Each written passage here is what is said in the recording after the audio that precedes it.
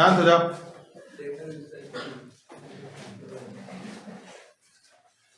तो हम जानेंगे द्विघात समीकरण को हल करने की विधियां। ठीक है, द्विघात समीकरण को हल करने की विधियां। आपको 3 विधि पढ़ाई जाएगी इस वाले चैप्टर में। पहला गुणनखंड विधि, दूसरा पूर्ण वर्ग विधि और तीसरा एक सूत्र, द्विघाती सूत्र, उसको लिखता है हमारी किताब एनसीईआरटी, द्विघाती सूत्र विधि द्वारा, या तो इसी को श्रीधराचार्य सूत्र भी बोलते हैं, श्रीधराचार्य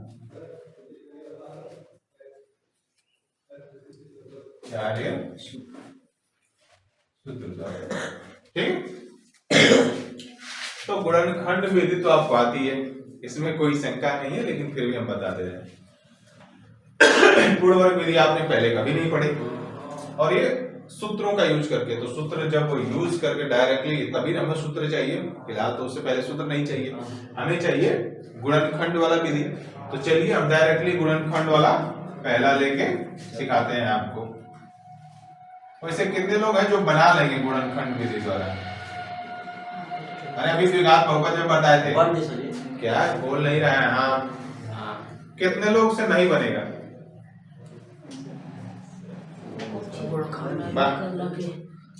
गुणनखंड करे सीख जा, नहीं तो हम लोग का मुसीबत चढ़ने वाली नहीं है। 9 तो विधि करके उधर ठेल ठाल के 10 अपनी बात। ठीक है, तो 10 में कम से कम अच्छा कर लीजिए, क्योंकि रिजल्ट बना देगा। ये सारी चीजें छोटी छोटी पकड़ आ जाएगी तो आपका नंबर मैथ में ज्यादा उठ जाएगा। या तो फिर वही कहोगे किसी ठेले ठाल के पास होना है, तो पूरी बात है ना, ठेले ठाल के पास नहीं होना है, बढ़िया से पास होना है। और पास होने के लिए तो बात ही पढ़ो। अगर सच में तुम लोगों को सीखना है, अगर जनरल कंपटीशन में घुसोगे ना, कहीं भी घुस जाओ, मिलेगा जरूर, कहीं भी मिलेगा। तो उससे अच्छा कि 5 साल बाद जब हमारे कपार पर पत्थर ईंटा जब फेंकल जाएगी, तब समझ में कि नहीं पढ़ले ठीक रहे, पहले आजे सीख ला, है ना? ठीक है, तो हम सवाल जो ले रहे हैं, और गुणनखंड विधि से मैं टोटल प्रोसेस फिर से उसको समझा रहा हूं। ठीक है, तो चलो देखते हैं। एक सवाल दे रखा है, एग्जाम्पल है 2x square minus 5x plus 3 equal to 0। ठीक है, एकदम सही है। तो मैंने पहला स्टेप क्या समझाया था? फर्स्ट स्टेप, लास्ट और फर्स्ट चिन्हों के साथ गुणा करते हैं, बचवा लो। ठीक है, और तुम लोग के कंफ्यूजन है ना, तो यूट्यूब पर ये सारा वीडियो डालते रहते हैं, वहां से भी जाके देख लो।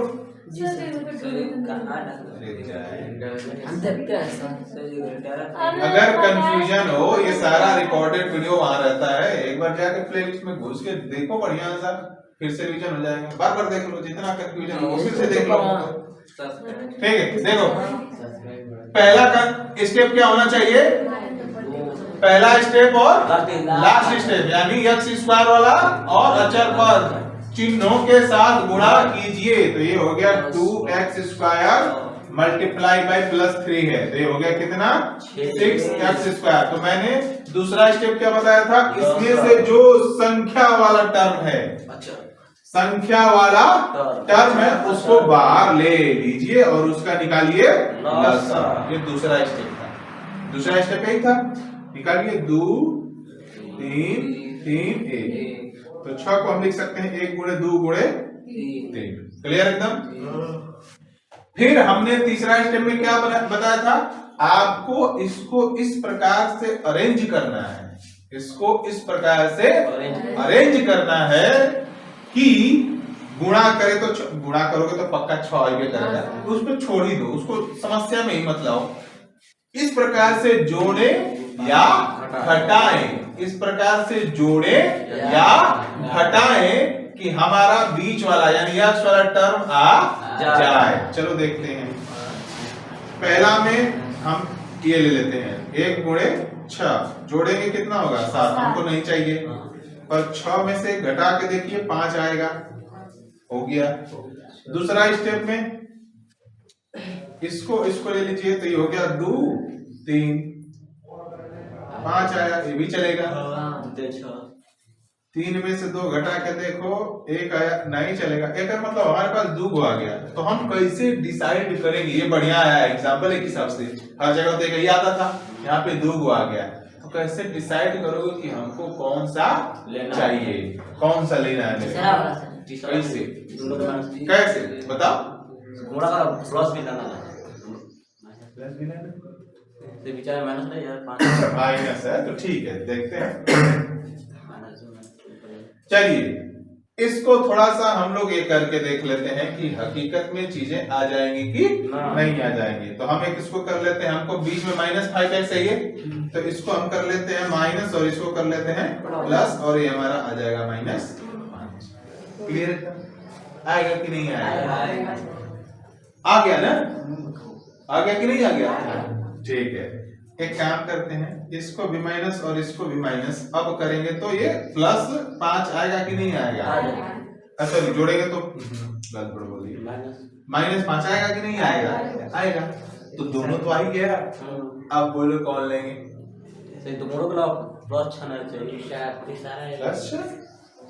पीछे वाला लेके आता है क्या? ठीक है, आया कि नहीं है? दूसरा वाला क्यों? कितने लोगों को समझ में आ रहा है? इन दोनों में से कौन लिया जाएगा? तीसरा क्यों? -5 रहना है, +6 गुणा। हाँ सही पकड़ा है पिछवा। क्या? क्योंकि इन दोनों का ही तो गुणा करना है, खाली 2-3 का थोड़ी गुणा करना है, चिन्हों के साथ गुणा करना है। तो जब इसका और इसका जब गुणा करोगे तो ये आएगा -6। हमको क्या चाहिए था? +6। तो -2 -3 और -2 का गुणा करोगे तो आएगा +6। इसका मतलब हमको ही चाहिए, ही नहीं चाहिए। कितने लोगों को बात एकदम क्लियरली समझ आई? समझाया? यानी एक कंडीशन में तो ऐसा लग रहा है कि दोनों लेके तो हम फंस गए, लेकिन गुणा करने वाले को भी सही से चेक करना चाहिए। जब ये कहीं होगा ना, जब ये कहीं होगा तो पक्का वो ये करेगा, बात खत्म। जब दुख होगा तब डिसाइड करेंगे कि गुणा वाले में किस प्रकार से संतुष्ट हो रहा है। क्लियरली मैटर समझा? कितने लोगों को? सबको बना लोगे ना? चलो फिर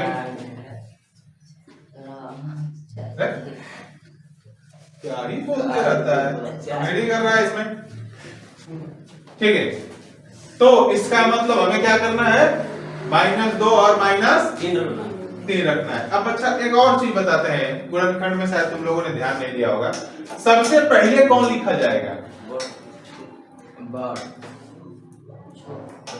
सबसे घर में जे रहेला सबसे बड़का के पहले देवल जाला कि सबसे छोटा के? छोटन के पहले दिया जाता है ना, प्राथमिकता सबसे ज्यादा छोटन को। तो बताओ -2 और -3 में सबसे छोटा कौन है? बेइज्जती कहा जाए। अच्छा -3 है सर जी। अच्छा ये नहीं कि पता कि -2 और -3 में कौन बड़ बात छोट बात मान लो, क्या काम बताएं? कौन छोटा है? -3। क्यों? क्योंकि जो संख्या रेखा पर जब लिखोगे ऐसे देखते हो 0 1 2 3, इधर -1 -2 -, अगर देखो इधर बड़ा है ना, इधर जा रहा है तो छोटा हो रहा है, तो इधर से इधर जाएंगे तो छोटे होगा ना। तो अगर में -2 और -3 में बड़ा कौन बा? -2। छोटा कौन बा? -3। तो ये हो गया -3x -2x + 3 = 0।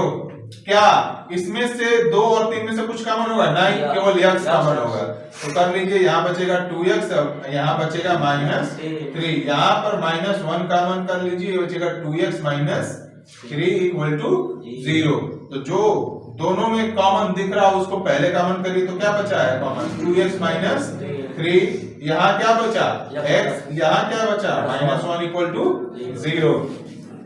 तो ये दोनों इनटू में है, इसका क्या मतलब है, देखो ध्यान से, ये और ये इनटू में है और इनका गुणनफल किसके बराबर है, जीरो के बराबर है। तो इसका क्या मतलब हुआ, दो संख्याएं हैं a गुणे b इक्वल टू 0, तो इसका क्या मतलब हुआ, या तो a 0 होगा या तो b 0 होगा, या तो दोनों 0 हो सकता है या तो दोनों में से कोई एक 0 होगा। इसीलिए या करके यहां लिखते हैं और ये हो जाता है 2x माइनस 3 इक्वल टू 0 या x माइनस 1 इक्वल टू 0। तो इसको हल कर लीजिए, ये हो गया 2x बराबर 3x बराबर 3/2 और ये हो गया x बराबर 1। क्लियर एकदम। तो गुणनखंड विधि से द्विघात समीकरण को कैसे हल किया जाता है, आपको सारा प्रोसेस समझ में आया कि रत्ती भर भी कंफ्यूजन है। तो हमारा टाइम भी हो गया और आप 2 चैप्टर कल बना के आइएगा, 4.1 और 4.2 और 5वां चौथा तीसरा दूसरा सब बन जाएगा।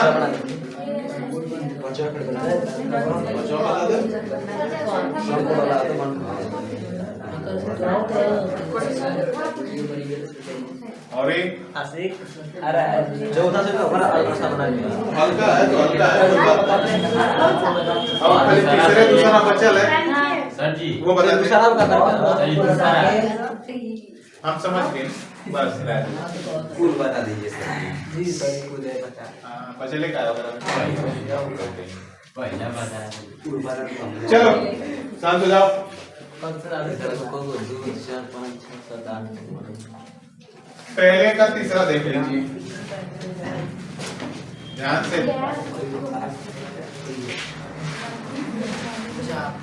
√2x² plus 7x plus 5√2 equal to 0। तो जो नहीं आए हैं चाहे आए हैं शांत रहिए, नहीं तो फिर आपको वैसे तो हमारे को आवाज आज सुनाई दे रही है फिलहाल, ठीक है। तो इसका और इसका गुणा करिए तो हो जाएगा, देखिए √2 का √2 में गुणा होगा तो हो जाएगा 5 दूनी 10 x²। दोनों प्लस है तो प्लस में ही रहेगा। तो हमको उसमें से दूसरा स्टेप क्या बताए थे, पहला स्टेप इसका और इसका गुणा करना होता है, दूसरा स्टेप जो गुणा करने के बाद संख्या आती है उसका लसा निकालना होता है। तो संख्या 10 है, 2 5 5 1। तो हमारे पास 10 का हम कितने प्रकार से लिख सकते हैं, 1 गुणे 2 गुणे 5। तो हम किस प्रकार का बना सकते हैं क्रम, 1 10 1 10 जोड़ेंगे तो 11 आ जाएगा, 10 में से 1 घटा लो तो 9 आ जाएगा। क्या जी सर जी ठीक है। तो क्या हमको 1 चाहिए था, नहीं। क्या 9 चाहिए था, नहीं। इसका मतलब ये तो बिल्कुल ही नहीं चाहिए। अब हमारे पास दूसरा क्रम क्या बनेगा, 2 5 जोड़ेंगे 7 आएगा, अब 5 माइनस 2 करेंगे 3 आएगा। ये तो नहीं चाहिए, 7 चाहिए। चाहिए कि नहीं चाहिए, क्रम समझ में आया। यानी हमको 2 और 5 लेना है, बट अच्छा प्लस में है तो ये दोनों भी प्लस में रहेगा या तो दोनों माइनस जोड़ना है तो प्लस में ही रहेगा, गुणा होगा तो देखा जाएगा। ठीक है, तो पहले जोड़ते हैं। तो ये हमारा हो गया क्या, अच्छा इसमें से पहले कौन रखेंगे, 5 को कि 2 को, 2 छोट बताइए, छोट पहले छोटा पहले बड़ा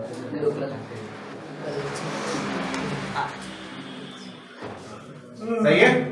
तो कॉमन करेंगे, बताइए इसमें से क्या कॉमन होगा इन दोनों में से, यस। और कुछ कॉमन हो सकता है, क्यों नहीं हो सकता, बस देखो यहाँ √2 है और यहाँ 2 है, तो 2 है तो 2 को हम क्या लिख सकते हैं, √2 गुणे √2 लिख सकते हैं कि नहीं लिख सकते हैं, क्योंकि √2 का √2 में गुणा करते हैं तो 2 आता है कि नहीं आता है, आता है ना जी, पढ़े हो ना।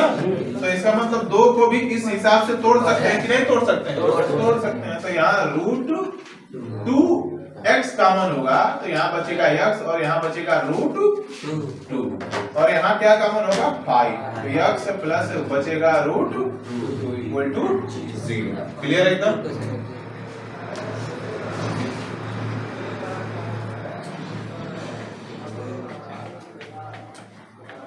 अब देखो इन दोनों में से क्या कॉमन होगा, ये जो दोनों में एक जैसा दिख रहा है वही कॉमन होगा। तो ये हो गया x प्लस रूट 2, यहाँ क्या है into root 2x plus 5 equal to 0।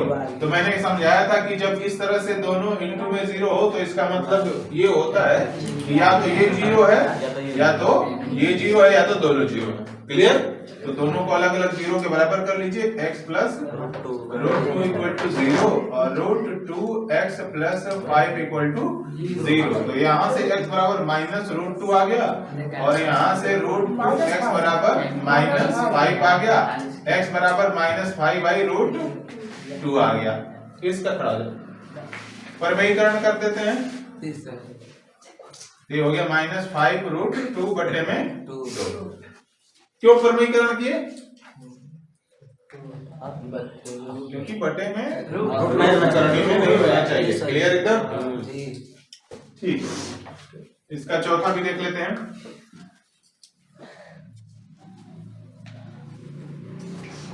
चौथा तो लोग का नहीं बनाया, 2x square minus x plus 1/8 equal to 0। तो पहला आपको काम करना है कि इस 8 को लसा लेके हटाना है। तो पहले लसा ले लीजिए, उसके बाद क्रॉस मल्टीप्लाई कर दीजिएगा, 0 की तरफ गायब हो जाएगा। ठीक है, तो ये कर लीजिए 8, तो लसा हो गया तो ये सबके बटे में 1 है, तो इसका मतलब ये कितना हो जाएगा 8 दूनी 16x square minus 8x plus 1 equal to 0। तो गुणा कर दीजिए, खत्म हो गया 16x square minus 8x plus 1 equal to 0। फिर से वही प्रोसेस, इसका और इसका गुणा करिए तो ये हो जाएगा 16x स्क्वायर गुणे 1 इक्वल टू 16x स्क्वायर। तो इसका हमें क्या निकालना है, लसा।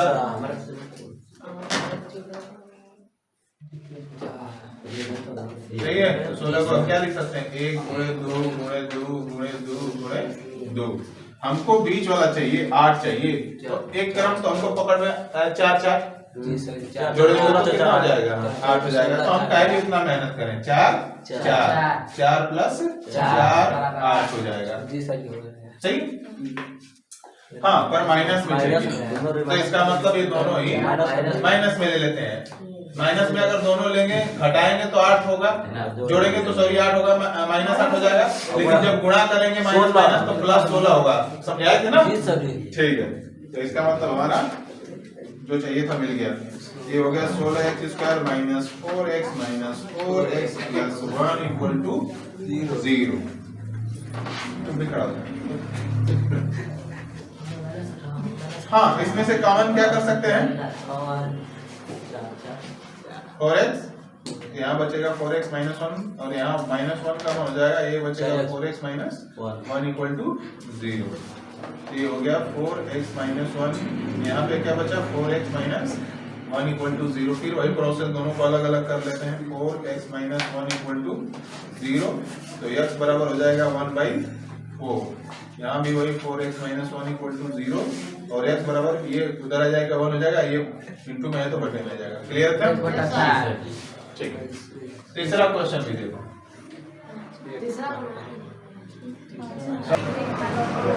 ठीक है, कह रहा उदाहरण नंबर 1 में दी गई समस्याओं को हल कीजिए। पहला जो दूसरा क्वेश्चन है, उदाहरण 1 खोजिए, किधर है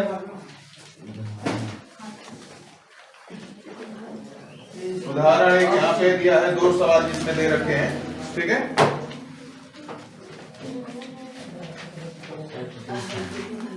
क्वेश्चन नंबर 2, इसमें उदाहरण 1 में 2 क्वेश्चन दिए हैं, पहले को हम बना रहे हैं। ठीक है, कह रहा है जान और जीवंती दोनों के पास कुल मिलाकर 45 कंचे हैं। कंचे मतलब यही गोली खेलते हो ना, बचपन में खेले होगे, नहीं खेले होगे तो कोई बात नहीं। ठीक है, तो जान और जीवंती के पास कुल मिलाकर 45 कंचे हैं। तो कुल मिलाकर, जरा ध्यान से देखो क्या बोला है, कुल मिलाकर, यानी जान के पास कुछ होंगे, जीवंती के पास कुछ होंगे, और दोनों को जब जोड़ेंगे तो कितना हो जा रहा है 45। कितना हो जा रहा है 45। तो अब एक बात बताओ, हमने पूछा कि जान के पास कुल अगर 25 कंचे हों तो जीवंती के पास कुल कितने कंचे होंगे 20। क्योंकि 25 प्लस 20 इक्वल टू 45 होगा। ठीक है, तो अभी हमको ये तो पता नहीं है कि जान और जीवंती के पास कंचे कितने कितने हैं। अब आगे देखिए क्या बोल रहा है, दोनों 5-5 कंचे खो देते हैं। जरा समझो, हमने एग्जांपल में जान के पास कितना कंचा लिया था 25 में से अगर 5 वो खो गया तो अब कितना बचा 20। तो जीवंती के पास कितने कंचे थे उस समय 20, अब 5 खो दिए तो कितने बचे 15। क्लियर। तो कह रहा है खो देते हैं और अब उनके पास कंचों की संख्या का गुणनफल 124 है। ध्यान से, अब खोने के बाद जितने कंचे बचे हैं उन कंचों का अगर गुणा करते हैं तो कितना आता है 124 आता है। तब कह रहा हम जानना चाहेंगे कि आरंभ में उनके पास कुल कितने कंचे थे। क्लियर एकदम। तो चलिए मान लेते हैं, माना कि जान के पास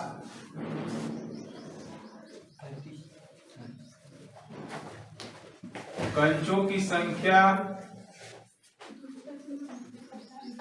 x है। ठीक है, x कोई संख्या होगी, कुछ भी हो सकता है 1 से 45 के बीच में। ठीक है, और जीवंती के पास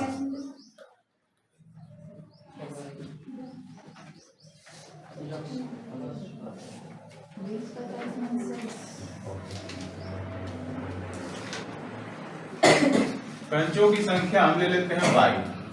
ठीक है, बोला है ना। अब फ्रॉम द क्वेश्चन क्या बोला है, दोनों मिला के कितने हो जाते हैं 45, यानी x plus y equal to 45। तो अब देखो, पहली बात तो समझो, क्या द्विघात समीकरण में 2 चर यूज होता है या केवल एक ही चर यूज होता है? 2 चर यूज होता है, केवल या तो x रहेगा या तो y रहेगा। यानी क्या है तुम लोग, ax square plus bx plus c equal to 0। इसमें x है केवल, यानी केवल एक ही चर होता है। यानी या तो x के फॉर्म में रहेगा या तो y के फॉर्म में या तो t के फॉर्म में, कोई एक चर होना चाहिए। यहाँ 2 चर दिख रहा है तो इसका मतलब हमें एक चर को रिप्लेस यानी हटाना पड़ेगा। तो हमें y को हटाना है, x को रहने देना है। ठीक है, तो हम यहाँ से y की वैल्यू निकाल लेते हैं। तो ये हो जाएगा 45 माइनस x, यानी जहां y रखना होगा हम वहां क्या रख लेंगे 45 माइनस x। क्लियर एकदम जी। ठीक है, अब कुछ बच्चे यहीं पे मान लेंगे, पर देखो इस सेंस में भी निकाल सकते हो, कोई दिक्कत नहीं है। ठीक ना, लेकिन मैं जिस तरह से सवाल दिया है ये टॉपिक को मैं उस तरह से बनाते जा रहा हूँ, और कुछ दिक्कत नहीं है। डायरेक्टली कुछ हो यहाँ भी लिख देंगे वो भी सही है, हाँ, पर समझ में आना चाहिए। अगर आपको समझ में आ रहा है कि नहीं हम यहाँ लिख सकते हैं तो आप लिखिए, कोई दिक्कत नहीं है। मैं एकदम कहते हैं ना कि निम्नतम स्तर वाला सवाल बना रहे हैं, वैसे बना रहे हैं ताकि किसी को भी समझ में आ जाए। ठीक है, ये हो गया। अगेन क्या बोला है कि दोनों 5-5 कंचे खो देते हैं, दोनों के 5-5 कंचे खोने के बाद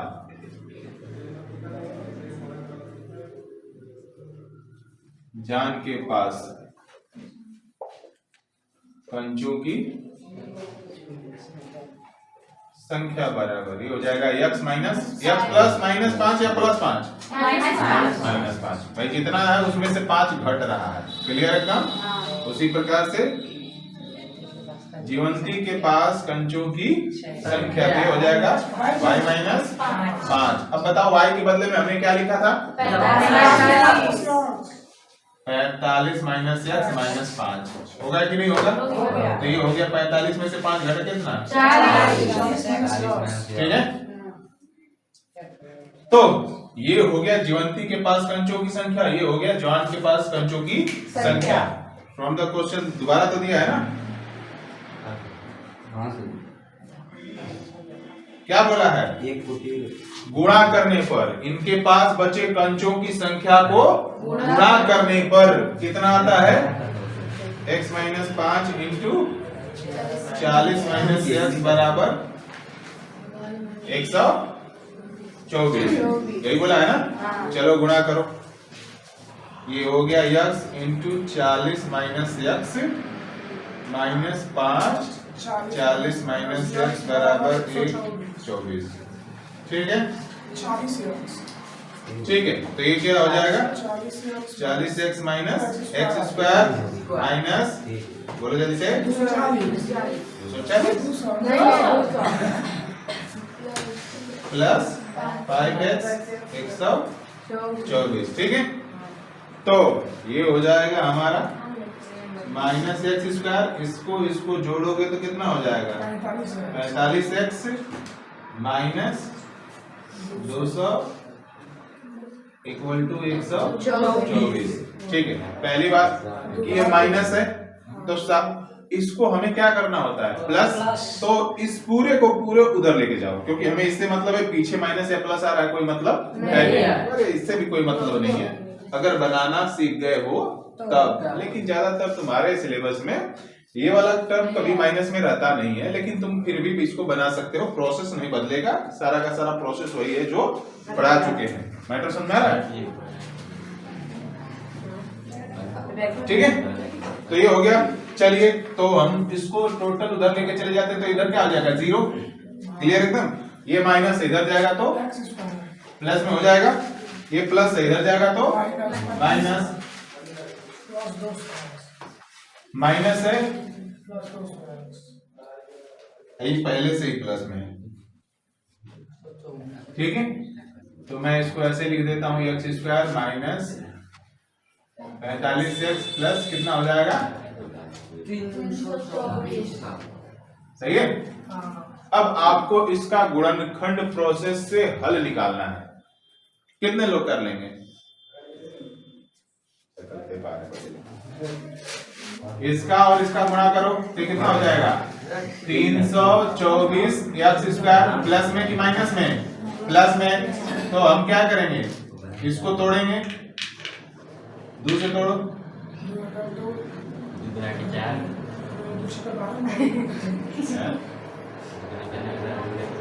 अरे शांत रहो।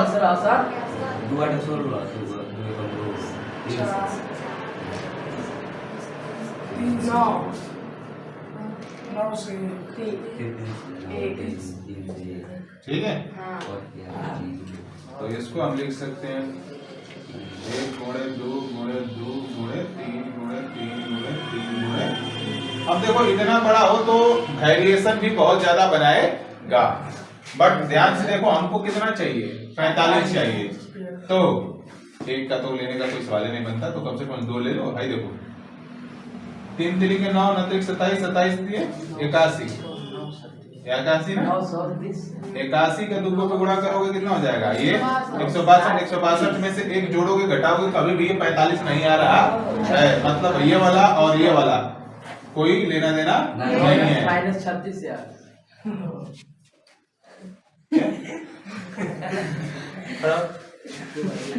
बोलो क्या बोल रहा है, बोलो क्या बोल रहा है? बोला है ना कि 9 - 36 x होगा आंसर। अच्छा ठीक है, कैसे निकाला? जिसने निकाला वो तो बोला नहीं। तू मूर्ख है। नहीं तो जी हमारा एक बार उसका चपरासी है। शाम बना मेरे को लगता है उसका नौकर होता है, ऐसे कि हमेशा बोलते रहता है किसी ने। पक्का ही चपरासी होगा। इसको उधर भी कोडो बोलता है तो ये बोलता है, तो पक्का ही चपरासी होगा कुलेंदा।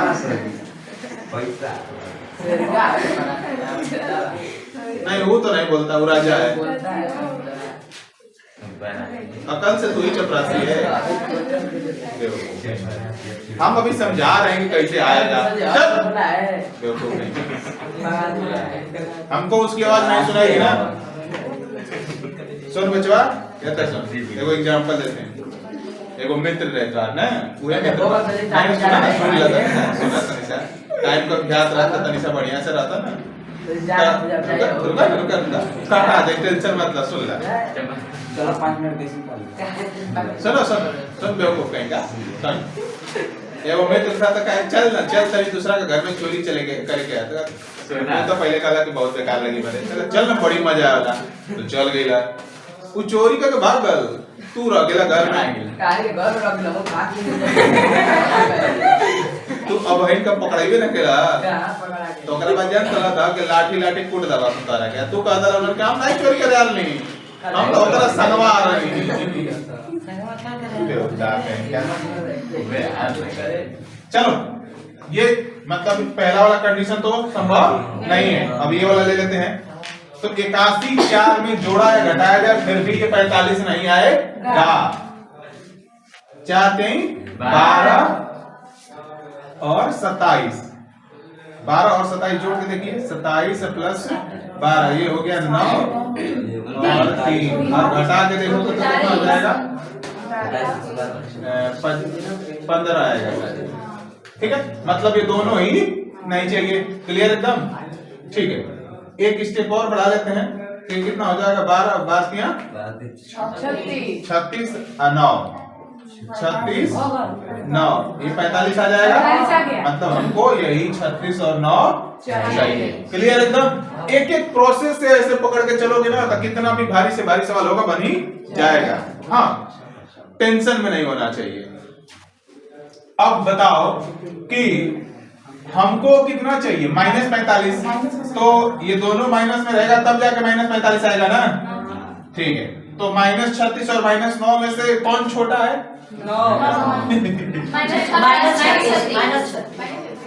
अभी उसी दिन समझाए थे लोगों को। बड़ी संख्या के पहले अगर माइनस लग जाता है तो छोटी वाली संख्या से भी बहुत छोटी हो जाती है।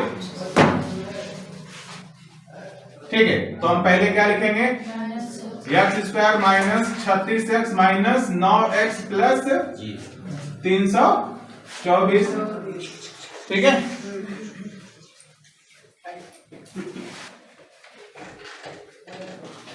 चलिए जो कॉमन हो सकता है कॉमन करिए तो यहाँ x कॉमन हो जाएगा, x माइनस 36 बचेगा और यहाँ -9 कॉमन कर लीजिए, x माइनस यहाँ भी 36 ही बचेगा, नहीं तो करके गुणा देख लीजिएगा आ जाएगा आपका।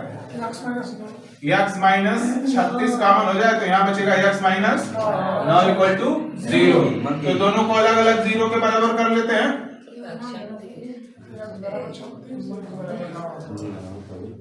सही है तो अब ध्यान से सुनिए,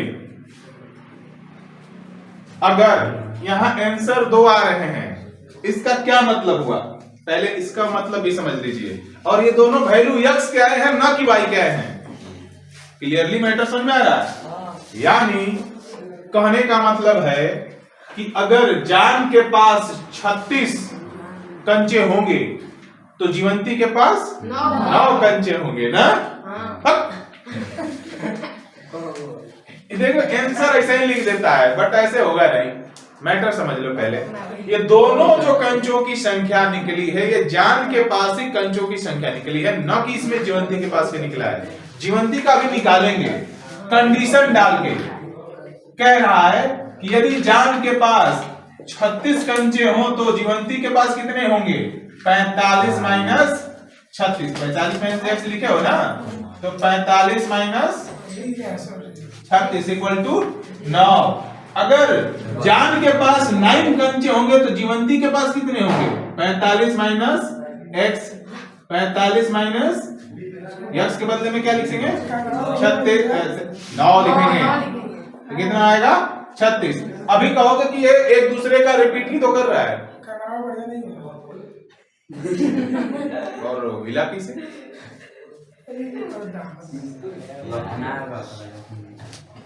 तुम लोगों का ये शऊर ठीक नहीं है, जब देखा तब इलाके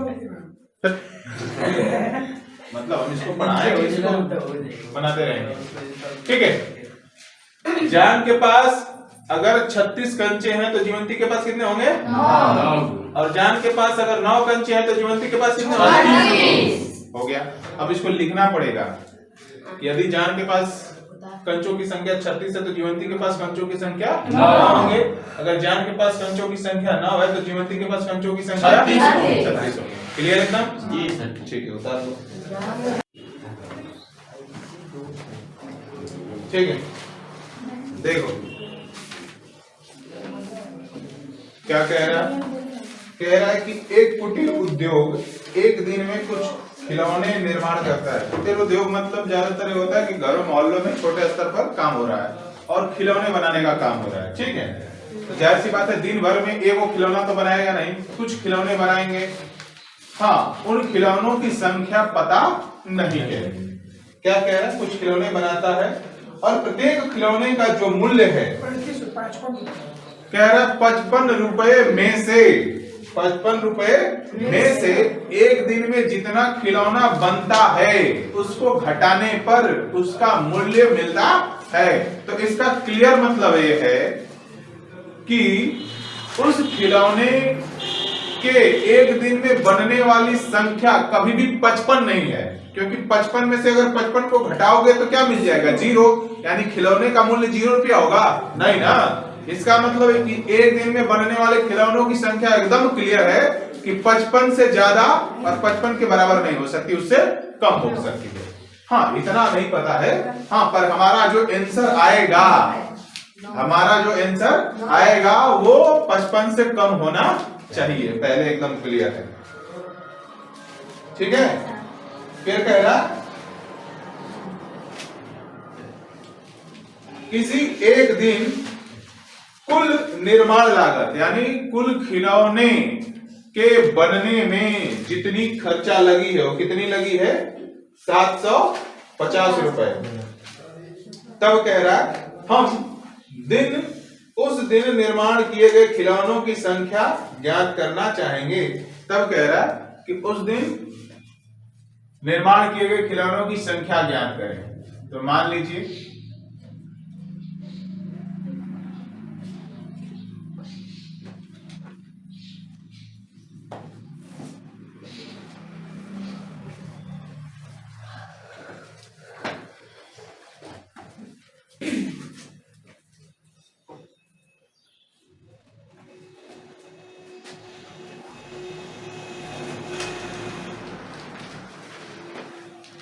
ठीक है,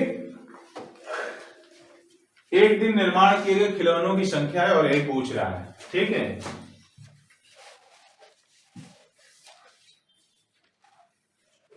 तो एक खिलौने का मूल्य बराबर बोल रहा है 55 में से उस दिन निर्माण किए गए खिलौनों की संख्या घटाने पर प्राप्त हो रहा है। तो ये हो गया 55 माइनस x रुपया।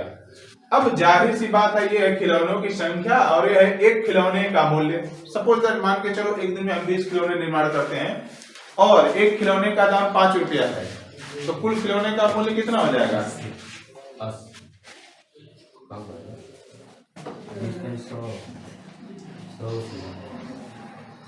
100।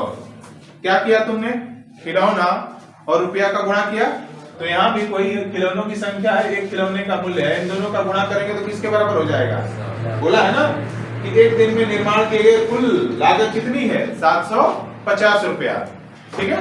तो खिलौनों की संख्या और उसकी एक खिलौने के मूल्य से जब गुणा कर दिया जाएगा टोटल खिलौनों की संख्या में, तो कितनी लागत हो जाएगी? 750 रुपया। चलो कर दो इसको।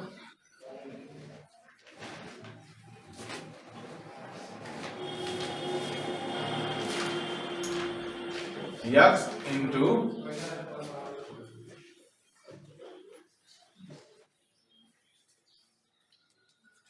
ठीक है। चलो अब हल कर दो इसको। क्या करना है? ये हो गया 55x minus x square equal to, अब इसको इस साइड लेके आओ क्योंकि इधर अपना ये माइनस में है, तो ये हो जाएगा x square minus 55x plus, ठीक है।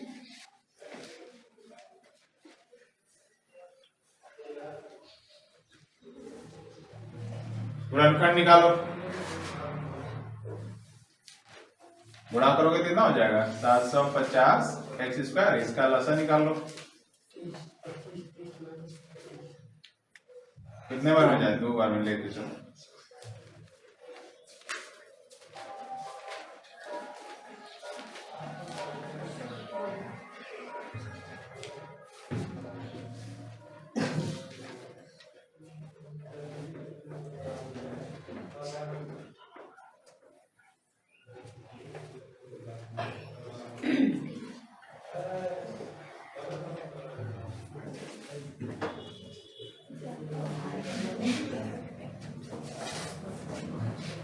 ठीक है, पेयर कितने लोग, इस सवाल को कितने लोगों ने बनाया है? नया। तो किस पेयर में तोड़ा है? 2 3 5 6 क्या?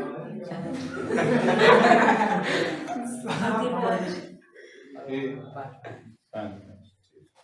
यानी 25 और 30, 25 30, हाँ 55 आ जाएगा। सही है, ये हो गया 25, ये हो गया 30, हाँ 25 30 और 25। अब ये तो हमको माइनस चाहिए, तो ये दोनों भी माइनस होने चाहिए। ठीक है, कर लो। ये हो गया x square minus 30x minus 25x plus x common करो।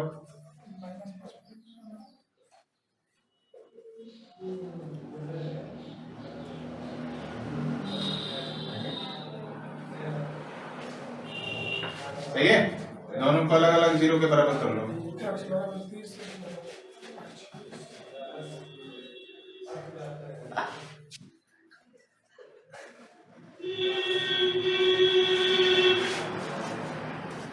सही है, तो इसका क्या मतलब है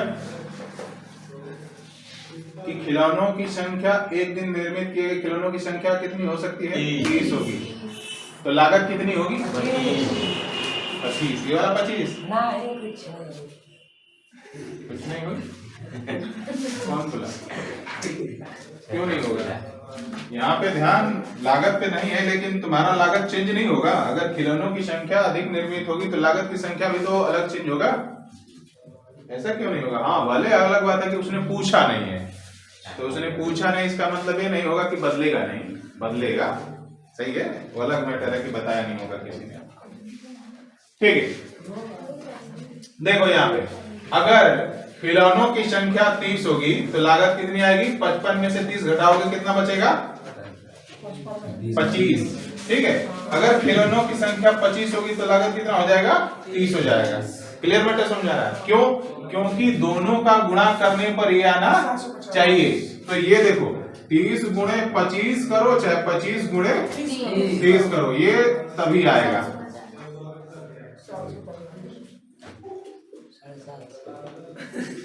सही है, तो देखो खिलौनों की संख्या ये होगी तो लागत इतनी होगी, अगर खिलौनों की संख्या ये होगी तो लागत इतनी होगी। चेंज तो करेगा ही ना, करेगा। ठीक है, वैसे पूछा नहीं है तो दोनों आंसर वैलिड हो जाएंगे। बात करेंगे, चलो करो से क्या नहीं बनाया हो? इस टाइप का क्वेश्चन नहीं बनाया गया था, है? कह रहा है ऐसी दो संख्याएं ज्ञात कीजिए जिनका योग 27 है और गुणनफल 182 है। तो मान लीजिए पहली संख्या क्या है?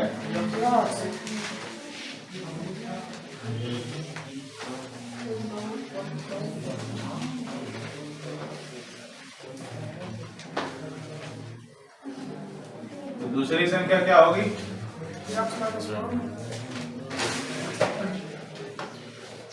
y होगी। फ्रॉम द क्वेश्चन बोला योगफल कितना है? 27 है। तो यहां से y का वैल्यू निकाल लो, ये हो जाएगा 27 माइनस x। अगेन उनका गुणनफल x इंटू y बराबर कितना है? 182। y का वैल्यू निकाले हो ना, रखो यहाँ पे।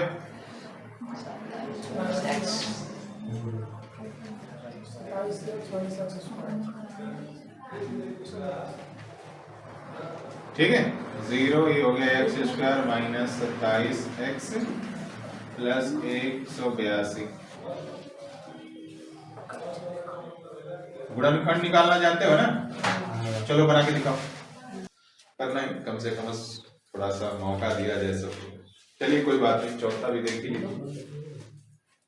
ठीक है, तो कोशिश करते हैं कि एक साथ में तीनों खत्म हो जाए। देखिए क्या कर रहा है, दो क्रमागत धनात्मक पूर्णांक। फिर से वही क्वेश्चन आया कि नहीं आया? इस टाइप का क्वेश्चन मैं पहले ही बता चुका हूं। क्रमागत धनात्मक पूर्णांक, 2-3 शब्द यूज हुआ है। क्रमागत धनात्मक मतलब पॉजिटिव, आपको पता है। पूर्णांक मतलब पूर्णांक नंबर, यानी ऐसी पूर्णांक नंबर जो पॉजिटिव हो और क्रम से आ रही हो। क्रम से आने का मतलब 4 के बाद क्या आएगा?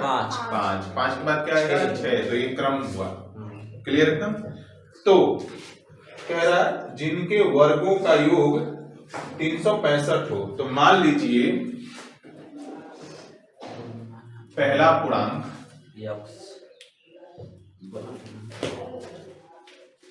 पहला धनात्मक पूर्णांक, सॉरी धनात्मक पूर्णांक क्या है? x है। तो दूसरा पूर्णांक क्या होगा? दूसरा धनात्मक पूर्णांक क्या होगा? x plus 1 from the question. क्या बोला है?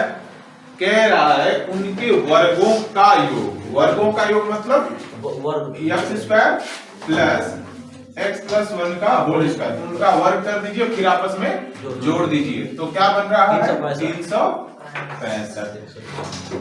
ये हो गया x स्क्वायर, ये हो गया x square plus 2 into x into 1 plus 1 का स्क्वायर। क्लियर? आते आते बातचीत, मतलब एक तो लेट आए बातचीत करने के चक्कर में, ऊपर आके बातचीत। तुम लोग आके नीचे वेट इन्हीं लोग के साथ आया था ना, कितना लेट नहीं आया? तो बातचीत कर रहा, बातचीत करके फिर आके इसमें फिर बातचीत।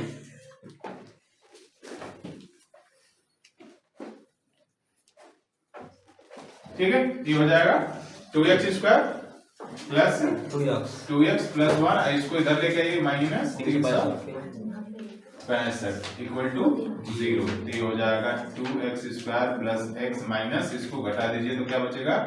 64। ठीक है, सॉरी यहाँ 2 रहेगा, 2 से भागा दे दीजिए बल्कि खत्म हो जाएगा 2। ठीक है, x square plus x minus 1। सही है? ठीक है, अब इसका क्या करना है? गुणनखंड निकालना है। तो गुणनखंड अभी इस वाले चैप्टर में यानी 4.2 में है, तो आपको गुणनखंड निकालना है किससे? सॉरी, इसको हल करना है गुणनखंड प्रोसेस से। ठीक है ना? तो गुणनखंड करके इसको हल करना है। तो चलिए, प्रोसेस आपको पहले से पता है। इसका और इसका गुणा करेंगे तो क्या हो जाएगा? 182x square. पर हमें क्या लेना है? केवल संख्या लेना है। निकालिए लासा। 9 अब जाएगा 17 से शायद जाएगा 13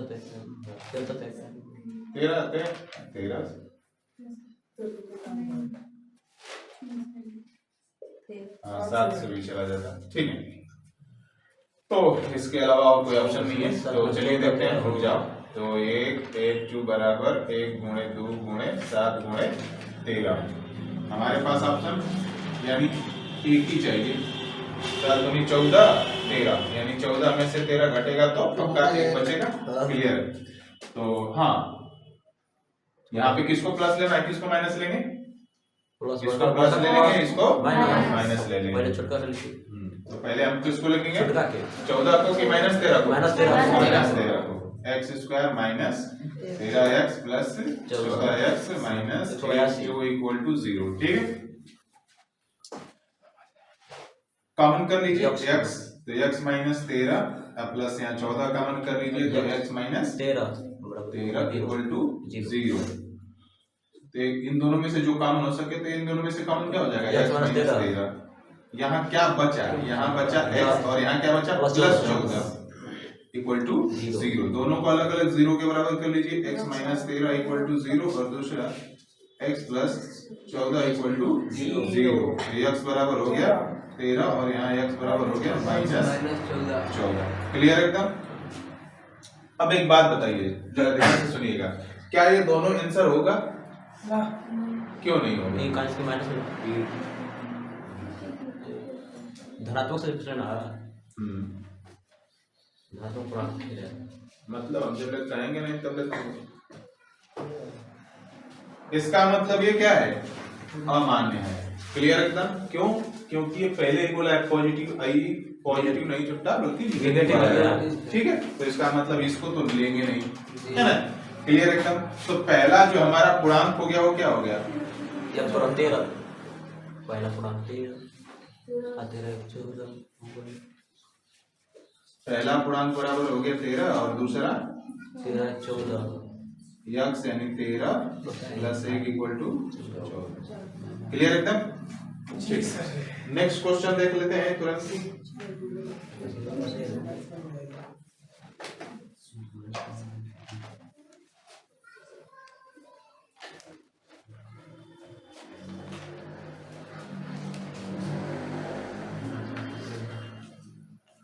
क्वेश्चन नंबर 5, ये 4 था, ये 5। ठीक।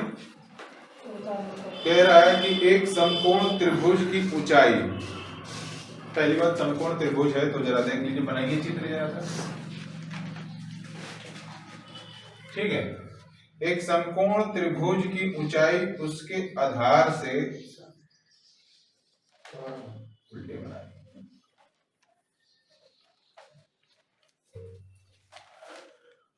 ठीक है, ऊंचाई आधार से 7 cm कम है और यदि कर्ण 13 cm का हो, कर्ण एग्जैक्टली दे रखा है, आपको पता है ना कर्ण कौन सा होगा, आधार कौन सा होगा। और अच्छा इसमें बताओ जो तो जरा, कर्ण तो ठीक है एसी होगा, लंब कौन होगा और आधार कौन होगा? बीसी आधार से जरूर बीसी ना कोई बता दे मेरे को। गारंटी दो लंब कभी हो जाता है। मैं पूछ रहा हूँ AB और BC में से लंब और आधार कौन होगा? AB लंब होगा। क्यों? हम यहाँ ट्रिग्नोमेट्री नहीं पढ़ रहे, तो फिर कैसे हम डिसाइड करेंगे कि लंब और आधार कौन? कर्ण तो फिक्स है, कर्ण फिक्स है ना, लंब और आधार में कंफ्यूजन रहता है। कोई बताना चाहेगा क्या?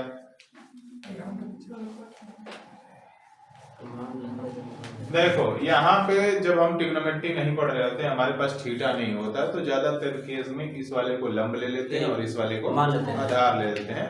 ऐसा कोई रूल नहीं है, बट लेके हमेशा चलते हैं, बाकी कोई मतलब नहीं है। तो हम इसी को मान लेते हैं कि हमारी ऊंचाई है क्योंकि लंबवत है। ठीक है, ये हमारा आधार है। अब क्वेश्चन ध्यान से पढ़ो क्या बोल रहा है। कह रहा है एक समकोण त्रिभुज की ऊंचाई, ऊंचाई मतलब ठीक है,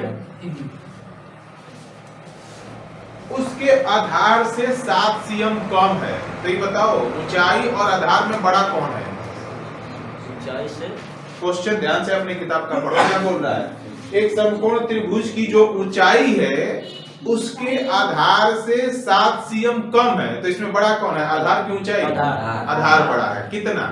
7। जितना भी होगा लंबाई उसमें 7 बड़ा होगा। तो इसका मतलब है कि हम किसको मानेंगे, ऊंचाई को कि आधार को? ऊंचाई को।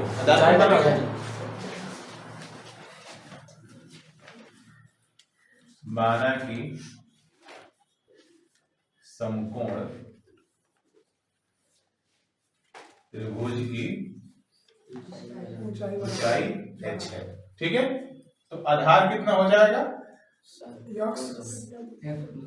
बोलो जल्दी से। आधार सात से अच्छा एक और बात है, नहीं रुक जाओ थोड़ा सा, इसको तुम आधार ऊंचाई पहले किसी को भी मान सकते हो, कोई दिक्कत नहीं है। ठीक ना, इससे इस तरह भी बन जाएगा। ध्यान से देखो, आधार क्या था? बड़ा था। किससे? ऊंचाई से। कितना? 7।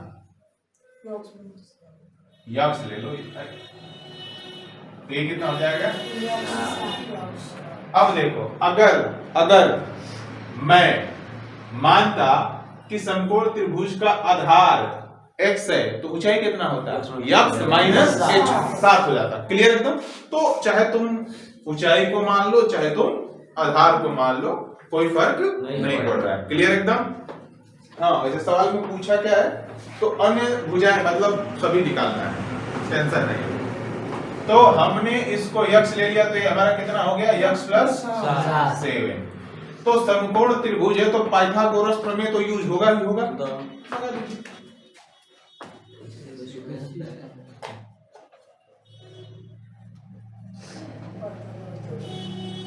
ठीक है, क्या होता है भाई ए बी का स्क्वायर प्लस बीसी का स्क्वायर बराबर बीसी का स्क्वायर।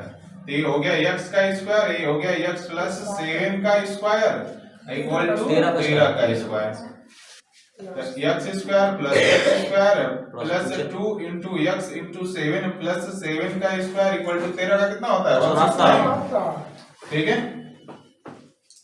ये हो गया 2x स्क्वायर प्लस 7 दूनी 14x plus 49 minus 169 equal to 0। ये हो गया 2x स्क्वायर प्लस 14x, इसको घटा के बताओ जरा कितना होगा 0 2 120 है। अरे क्या बोल रहा है, तुम लोग भ्रमण करते रहता बेवकूफ लेकर।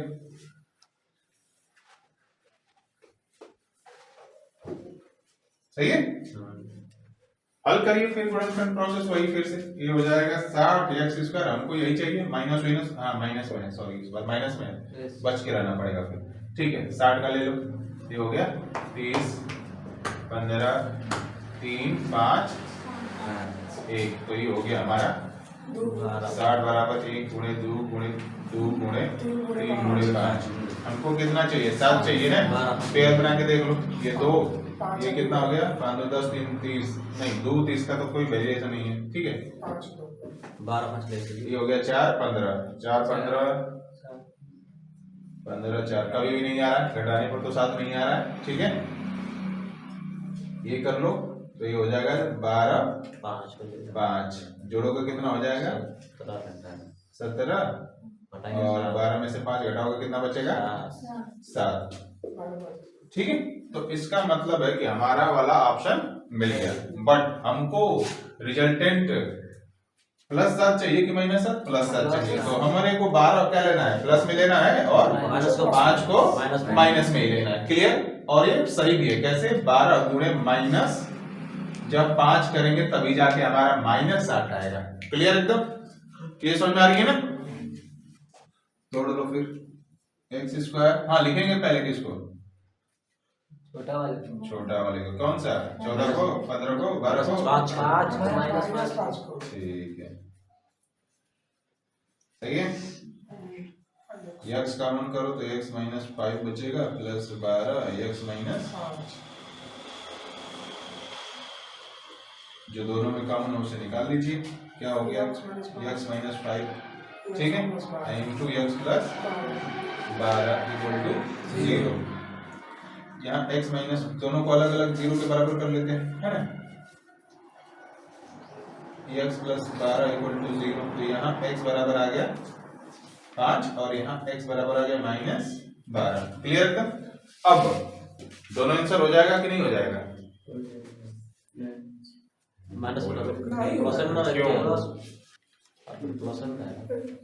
अरे भाई माइनस में नहीं होगा तो कोई रीजन होना चाहिए। अच्छा एक बात बताओ, तुम लोग जाते हो परीक्षा देने, ठीक है, और गेट पर बिना किसी रीजन के तुमको परीक्षा से पार कर दे, एक बार नहीं पूछो काहे पार किया, लग तो नहीं रहा हरकतें देख के कि नहीं पूछो। हाँ तो यहाँ पूछ लो काहे मतलब हो रहा है, हम पूछ रहे हैं तुम लोग पहले ये बताओ कि दोनों आंसर होगा कि नहीं होगा। अच्छा ये नहीं पता आंसर वाला तो ये करे वाला तो तुमने गलत सवाल बना दिया, आंसर कुछ आ गया, मान लो कि सही है नहीं ना, तो फिर बताओ यहाँ पे है होगा कि नहीं होगा, नहीं होगा। चलो ठीक है, अब बताते हैं कि बताओ क्यों नहीं होगा। हम बता दिए कि नहीं होगा, अब तुम लोग बता सकते हो कि क्यों नहीं होगा। सोचो ना, तुम्हारे पास इसका आंसर दिख रहा है, तुम लोग सोच नहीं रहा है। अब हम क्या बताएं तो हम लोग क्या, हमारा पढ़ाओ लिखाओ गाना कर देता है, जो हम ऐसे क्वेश्चन पूछते हैं और तुम लोग चुप हो जाता है। हम बता, हाँ वाह, कॉपियां कलम उठा के क्या उखाड़ लेगा। अरे हाँ भाई, -12 है तो होई कि नहीं होई? नहीं नहीं होई, ठीक है। काहे नहीं होई? माइनस में इसमें से बताओ तुम्हारी लंबाई कितनी प्रेम? किसी को पता है अपनी हाइट? किसी को नहीं पता है। वाह, 5 को छोड़ दिया, 5 हाँ खड़ा होगा। बड़ा चलेगा। अरे शर्मा का रहा है। को तो 5 फीट 4 इंच। खड़ा होने में उसको भार। अरे वो खड़ा हो जाएगा। 5 फीट 4 इंच। हाँ? 5 फीट 4 इंच। 5 feet 4 inch. नहीं नहीं, तुम्हारा हाइट -5.4 इंच है। घटवा तो और नीचे अच्छा एक बात बताओ, इस मार्कर की लंबाई कभी भी निगेटिव हो सकती है, तो त्रिभुज का भुजा का लंबाई निगेटिव कैसे होगा? इसका मतलब समझ आया? यानी अगर कोई ऑब्जेक्ट है, अगर कोई ऑब्जेक्ट है, प्रॉपर कोई ऑब्जेक्ट है जो आपको आंखों से दिखाई दे रहा है, ऑब्जेक्ट है, तो उसकी लंबाई कभी भी निगेटिव नहीं हो सकती। अच्छा, आज तक कभी दुनिया में पढ़े हो कि किसी चीज की दूरी, किन दो बिंदुओं के बीच की दूरी निगेटिव है? तो ये निगेटिव कैसे होगा? समझ में आया? डिस्टेंस है, डिस्टेंस निगेटिव नहीं होता है। इसका मतलब ये क्या होगा? अमान्य हो गया। ठीक है, क्लियर एकदम। तो ऊंचाई अब कितनी हो गई? समकोण त्रिभुज की ऊंचाई कितनी हो गई? तो 5 है, तो 5 cm हो गया। मतलब अगर cm में दे रखा हो तो उसने cm में दिया है कि नहीं दिया है? cm में दिया है, तो ये cm हो जाएगा। ठीक है, और आधार कितना हो गया? 5 + 7 12। अच्छा 5 प्लस 7 7, ये हो गया 12। ठीक है, ये समझ में आई? कोई दिक्कत इस इन दोनों में? देखो, तर्क के साथ जब तुम क्वेश्चन नहीं पूछना जानोगे ना, बेमतलब का है। अच्छा, तुमको आ भी जाए तो लिख के आ जाओगे, हम तो बना ही नहीं है, सॉरी। तुम्हारे दिमाग में क्या रहेगा पेपर में? अगर एक बात बताओ, एनसीईआरटी का क्वेश्चन दिया तब तक तो ठीक है। वैसे बिहार बोर्ड का एकदम क्लियर फंडा रहता है कि एनसीईआरटी से ही क्वेश्चन आएगा, पर कभी कभी बिहार बोर्ड वाले भी मतलब दारू रू पी के बना देते हैं क्वेश्चन, पता ही नहीं चलता है किस एनसीईआरटी के कौन से दिया है। ऐसा हुआ था 2018 में, लड़कों का होश उड़ गया था। वैसे हमारे हिसाब से पेपर वैसा ही होना चाहिए, वो हमेशा दारू पी के बनाए तो बढ़िया है, लेकिन के एकदम लत लग गए कि एनसीईआरटी ले बारे आएगा नहीं। तो सच है ना कि एनसीईआरटी का वो थियरी पर कम ध्यान देता है, एनसीईआरटी के सवालों पर ज्यादा ध्यान देता है। और टीचर से पूछता क्या है, तुम लोग भी पूछोगे, सर जी बता दें कौन कौन क्वेश्चन ज्यादा आवत है। सही बता रहे हैं, हर साल का यही है। सर जी आप इतना साल से पढ़ावत है, एक सारे बच्चों के क्वेश्चन आते हैं, सर जी बता दें कौन क्वेश्चन ज्यादा आवत है, ताकि हमारी क्वेश्चन पढ़ लेंगे। कोई नहीं सोचेगा कि थियरी पढ़ ले। चलिए कोई बात नहीं। ठीक, तो क्वेश्चन नंबर 6, चलिए पहले इसको बढ़िया से समझिएगा, ठीक ना? ये क्या कह रहा है? अच्छा, इस बार तुम लोग बताओ तो कोई इसका मतलब समझाएगा क्वेश्चन नंबर 6। अगर तुम लोगों को ऐसे क्वेश्चनों को हल करना होगा तो क्या बनाते हो कि नहीं बनाते हो, कि हिंदी में देख के ही छोड़ देते हो? लग रहा है कि हिंदी में देख के ही छोड़ देता है सब। चलो देखो क्या कह रहा है। एक कुटीर उद्योग, ध्यान से, ऐसा सवाल एक बना है ना अभी पीछे वाले में। एक कुटीर उद्योग एक दिन में कुछ बर्तनों का निर्माण करता है। हमको ऐसा सवाल बनाए हैं भाई, कोई बात नहीं, खिलौना हो तो ऐसा सवाल था। चलिए कोई बात नहीं। एक कुटीर उद्योग एक दिन में कुछ बर्तनों का निर्माण करता है। एक विशेष दिन यह देखा गया कि प्रत्येक नग की निर्माण लागत रुपयों में उस दिन के निर्माण किए गए बर्तनों की संख्या के दुगने से 3 अधिक है। ठीक है, यदि उस दिन की कुल लागत 90 रुपए थी तो निर्मित बर्तनों की संख्या और प्रत्येक नग की लागत ज्ञात कीजिए। तो देखो एक एक स्टेप पढ़ के इसको लिखते जाते हैं, समझाते जाते हैं। ठीक है, तो यहां पे हम मान लेते हैं कि बर्तनों की संख्या कुल कितनी है? यक्स है।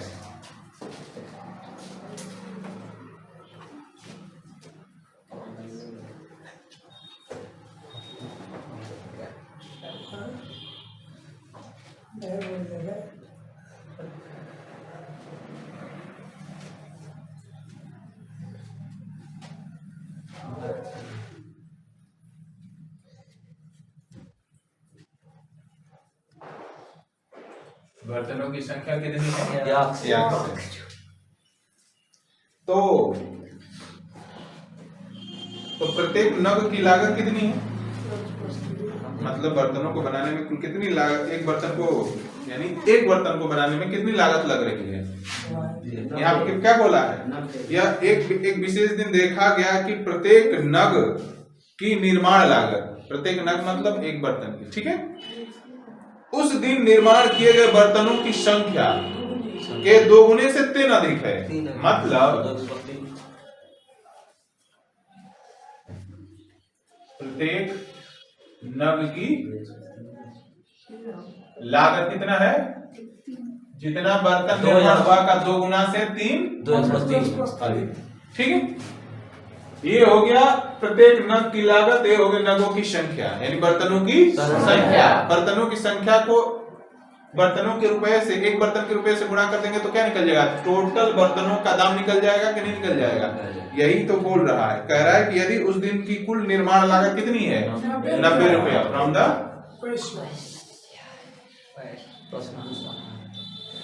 हाँ भाई प्रश्नानुसार, ठीक है। तो ये हो जाएगा x into 2x plus 3 equal to 90, ठीक है। इसको तो हल करके तुम लोग बताओ, हमारा मन ही नहीं कर सकता। 2x square plus 3x minus 90 equal to 0। चलो करो इसको, कर लोगे? बना के दिखाओ, करो इसको। इसको तोड़ा ना किसी बच्चे ने, 12 13 12 15 था, ठीक है। तो ये हो गया 2x स्क्वायर और साथ हो जाओ minus 12x plus 15x minus 90 equal to 0। तो ये हो गया 2x कॉमन कर लो, x माइनस 6 प्लस 12 कॉमन कर लो, x माइनस 6 इक्वल टू 0। और यहाँ 15 कॉमन होगा, ठीक है। तो अब हमारे में दोनों में से क्या कॉमन हो जाएगा? x माइनस 6 और यहाँ क्या बचेगा? 2x plus 15 equal to 0। तो ये हो गया x माइनस 6 इक्वल टू 0 और ये हो गया 2x प्लस 15 इक्वल टू 0। तो यहाँ आ गया x बराबर 6 और यहाँ आ गया x बराबर माइनस 15 बटा में 2। तो ये अमान्य होगा क्योंकि बर्तनों की संख्या एक, पहली बात तो निगेटिव नहीं होती, दूसरी बात भिन्नात्मक नहीं होती। किसी कंपनी ने 5.5 गो बर्तन बनाया, इसका क्या मतलब है? 5.5 तुम्हारे पार्टी में तुम्हारे किसी पार्टी में 31.5 गो आदमी आए थे, कभी सुने हो?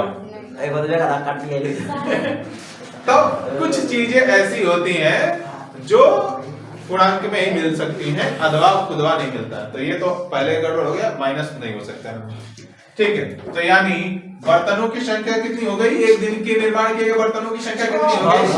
6 हो गई। और लागत कितनी हो गई? 15। तो लागत कैसे निकालेंगे? 2 गुणे 6 प्लस 3, तो ये हो गया 12 प्लस 3 इक्वल टू 15 रुपया। क्लियर एकदम? एक नग की लागत कितनी है? 15। सही है।